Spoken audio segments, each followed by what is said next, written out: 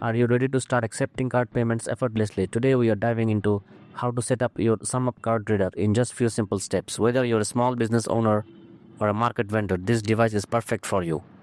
First things first, grab your smartphone and head to the App Store or Google Play.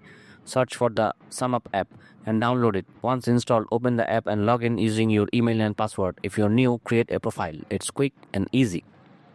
Now let's get your Sumup Air card reader ready. Turn it on by pressing the button on the side.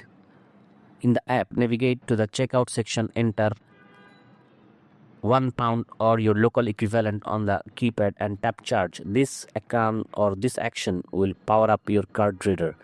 Next, confirm that your card reader is detected by tapping connect.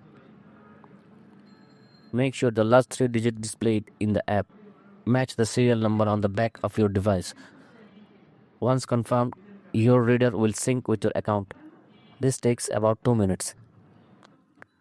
Congratulations, you are now ready to accept payments. Customers can pay via contactless chip or swipe methods after they authorize the transaction. Usually, with the PIN, you will see a green tick indicating success.